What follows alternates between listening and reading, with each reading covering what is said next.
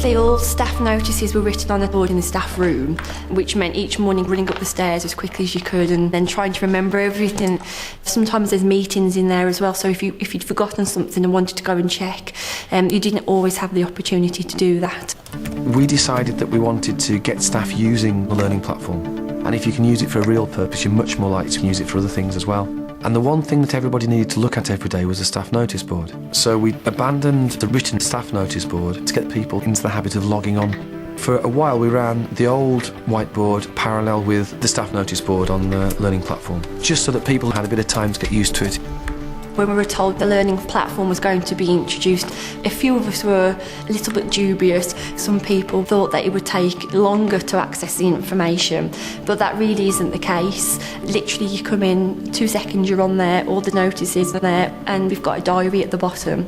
I can also refer back to it during the day, so if anything is forgotten, it's always there for me to just double check. It's a lot more flexible. If something crops up during the day, you can see it. We can put attachments to it, and the teacher can download that.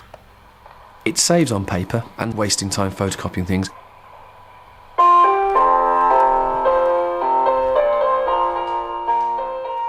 Our teachers all have laptops in class, the teaching assistants don't. So we had a computer put in the staff room, and we always set it for the staff notice board, so anybody can look at that if they need to.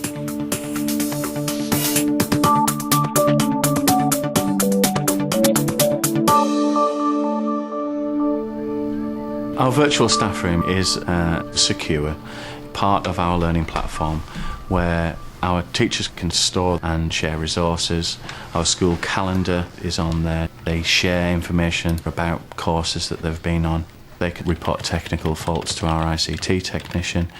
It's a place that they can access anytime, anywhere. One of the advantages of having an online file store is accountability. Our literacy subject leader can look at planning and assessment data across the school, and everybody has access to the materials that they need when they need it. There were some staff at first that did feel a little less confident about taking this forward, so we identified those and targeted support for them. I actually was off on maternity leave, so a lot of the training and a lot of the setting up was done whilst I was away. I was able to catch up fairly quickly with the support that we had in school, and I feel like I'm doing a pretty decent job now. We wanted to follow on the success that we've had with our staff by giving our governors an area on the learning platform. Each meeting generates lots of paperwork, and the beauty of this system is that we can have a permanent online record, print it off only when we need it, and it's always there to refer to if we ever mislay things.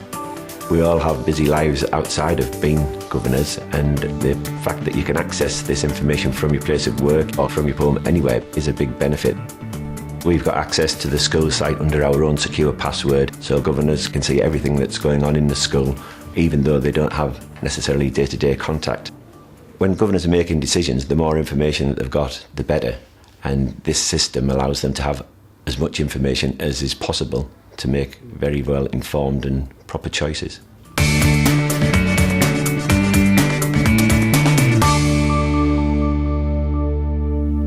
Schools now have a very complex workforce.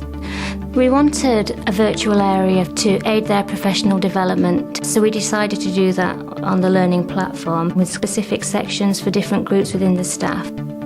It's a whole range of material on the Learning Lounge. We've got links to other websites that might be appropriate, case studies. If we're having a particular focus on one piece of pedagogy, then we can have a forum that's active for a month, say, and that enables quite a vibrant discussion across the teaching staff.